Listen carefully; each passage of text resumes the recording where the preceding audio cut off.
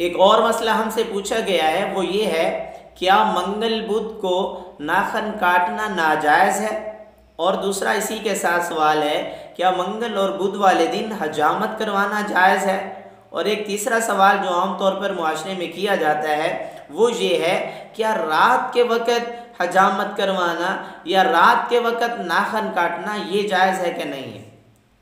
ये तीनों चीज़ों को समझें। देखें कि मंगल और बुध के दिन भी शरई नुक्ता नज़र से नाखन काटना जायज़ है, उसमें किसी किस्म की कराहत नहीं है, बिल्कुल जायज़ है। और मंगल और बुध वाले दिन नाखन काटने के साथ साथ बाल काटना भी जायज़ है, इसमें भी कोई हर्ज नहीं है। फतावा महमूदिया जिल्द 1 है, सफ़ा 236 है, इसके अंदर यही सवाल किया गया है कि मंगल और बुध को हजामत बनवाना कैसा है। तो उसके जवाब में उन्होंने लिखा कि इसकी कोई हकीकत नहीं है, किसी दिन के अंदर कोई मनहूसियत नहीं है, ये मनहूसत और नहूसियत जो है इसको उठा लिया गया है, इसकी कोई हकीकत नहीं है।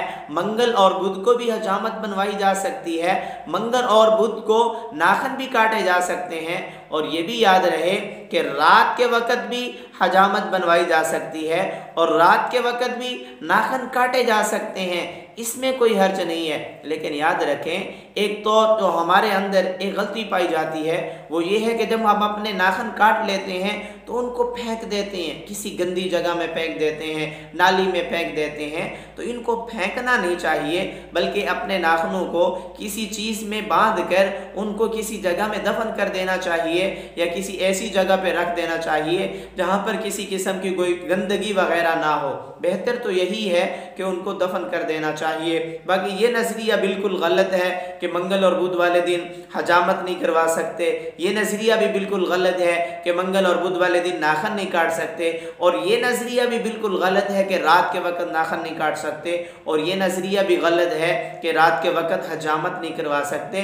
इन सारी बातों की कोई हकीकत नहीं है इस्लाम के अंदर, तो ये सारे काम कर सकते हैं। हमारे इर्द गिर्द भी मुआशरे में अगर ये गलतियाँ पाई जा रही हैं तो हम कोशिश करें कि इन गलतियों को ख़त्म करें। और आप भी अगर अपने शरई मसाइल पूछना चाहते हैं तो कमेंट्स के अंदर अपना शरई मसला लिखें, उसका जवाब आपको दिया जाएगा। फ़क़त वल्लाहु ताला आलम बिस्सवाब।